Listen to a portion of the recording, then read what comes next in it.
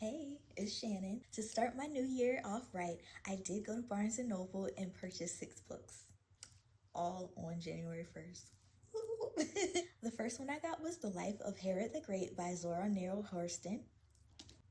In the 1950s, as a continuation of Moses' Man of the Mountain, Zora Neale Hurston penned a historical novel about one of the most infamous figures in the Bible, Herod the Great.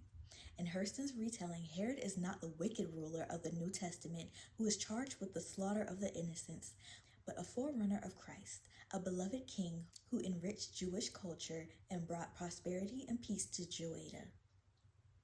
From the peaks of triumph into the depths of human misery, the historical Herod appears to have been singled out and especially endowed to attract the lightning of fate, Hurston writes.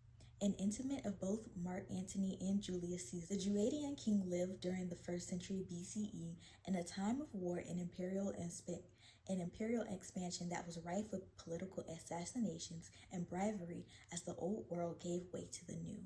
Portraying Herod within this vivid and dynamic world of antiquity, little known to modern readers, Hurston's unfinished manuscript brings this complex, compelling, and misunderstood reader fully into focus. Hurston shared her findings about Herod's rise, his reign, and his warning days, in letters to friends and associates. Text from 3 of these letters concludes the manuscript in an intimate way. Scholar-editor Deborah G. Plant's commentary, A Story Finally Told, assesses Hurston's pioneering work and underscores Hurston's perspective that 1st century BCE has much to teach us, and that the lens through which to view this dramatic and stirring era is the life and times of Herod the Great. This will be my first Zora Neale Hurston book, and I'm so excited to read it. This book sounds like it is going to be amazing. I can't wait to start, and it's already reminding me of Jezebel and Goddess of the River. Also, this book is fresh off the presses, so I wasn't planning on finding it, and when I did, I had to have it. Next is City of the Nightbirds by Juhea Kim. On a white night in 2019, prima ballerina Natalia Leonova returns to St. Petersburg 2 years after a devastating accident that stalled her career. Once the most celebrated dancer of her generation, she now turns to pills and alcohol to numb the pain of her past. She is unmoored in her old city as the ghosts of her former life begin to resurface. Her loving but difficult mother, her absentee father, and the 2 gifted dancers who led to her downfall. One of those dancers, Alexander, is the love of her life, who transformed both Natalia and her art. The other is Dmitri, a dark and treacherous genius. When the latter offers her a chance to return to the stage in her signature role, Natalia must decide whether she can again face the people responsible for both her soaring highs and her darkest hours. Painting a vivid portrait of the Russian ballet world, where cutthroat ambition, ever-shifting politics, and sublime artistry collide, City of Nightbirds unveils the making of a dancer with both profound intimacy and breathtaking scope. Mysterious and alluring, passionate and virtuosic, Juhea Kim's second novel is an affecting meditation on love, forgiveness, and the creation of an artist in a turbulent world. I am very excited to read this book. I started dancing when I was 3 years old, and it has been an on and off occurrence throughout my life. I love ballet. I love going to watch ballet, doing it. It makes me feel so free and beautiful, and it is very calming for the mind. You wouldn't think so, but it is. Also, ballet is a sport, for those who don't know. Now you do. And I love reading ballerinas' memoirs and watching documentaries on them. So I am very excited for this book. Also, I am a big Dance Academy and Find Me in Paris fan. Let me know if you know what those are. Your Blood, My Bones by Kelly Andrew. Wyatt Westlock has one plan for the farmhouse she's just inherited, to burn it to the ground. But during her final walkthrough of her childhood home, she makes a shocking discovery in the basement. Peter, the boy she once considered her best friend, strung up in chains and left for dead. Unbeknownst to Wyatt, Peter has suffered hundreds of ritualistic deaths on her family's property. Semi-immortal, Peter never remains dead for long, but he can't really live either, not while he's bound to the farm, locked in a cycle of grisly deaths and painful rebirths. There's only one way for him to break free. He needs to end the Westlock line. He needs to kill Wyatt. With Wyatt's parents gone, the spells protecting the property have begun to unravel, and the dark ancient forces gather in the nearby forest. The only way for Wyatt to repair the spells is to work with Peter, the one person who knows how to harness her volatile magic. But how can she trust a boy who's sworn an oath to destroy her? When the past turns up to haunt them in the most unexpected way, they are forced to rely on one another to survive or to tear each other apart. This is going to be the first book that I read by Kelly Andrew, and I am so excited. This sounded so good, I had to get it off of the table. I could not leave the bookstore without having this.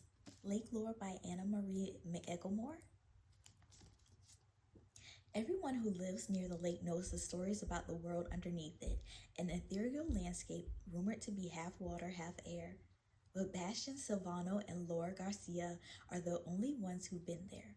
Bastian grew up both above the lake and in the otherworldly space beneath it. Laura's seen the world under the lake only once, but that one encounter changed their life and their fate. Then the lines between air and water begin to blur. The world under the lake begins to spill into the world above.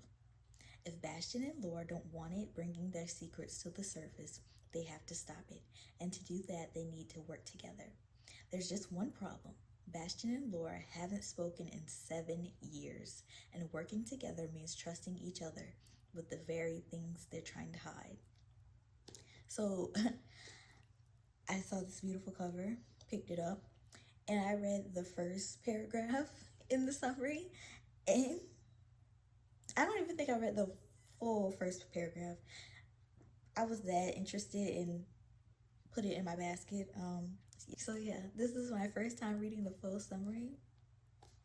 We got something on our hands here. This Fatal Kiss by Alicia Jasinska.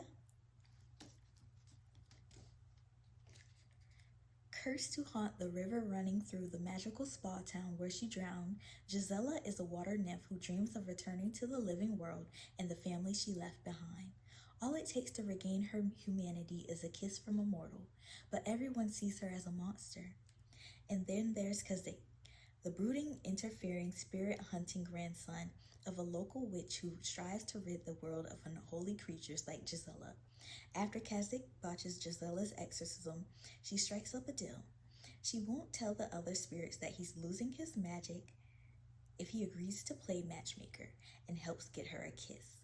But Gisela's plan goes awry when Kazik also falls for the devilishly handsome young man she sets her heart on, someone who could be linked to Gisela's troubled past.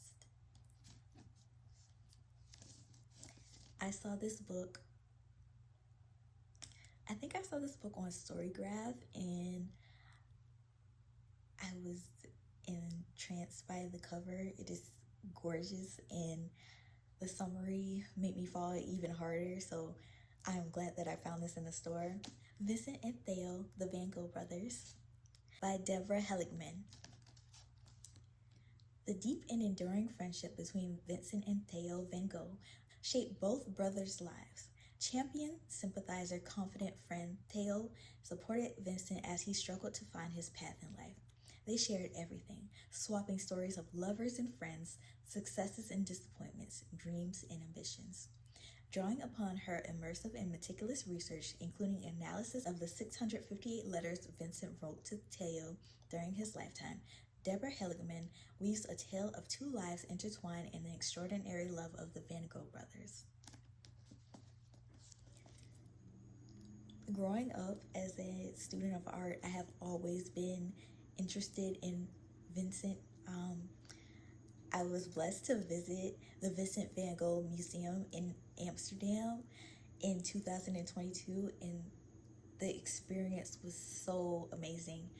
Definitely would like to go again sometime in the future, and I'm very glad to have found this book. That is everything that I picked up in Barnes & Noble, and I hope that you enjoyed my first book haul. Please leave a comment if you have read one of these books or are planning to read one. See you in the next one.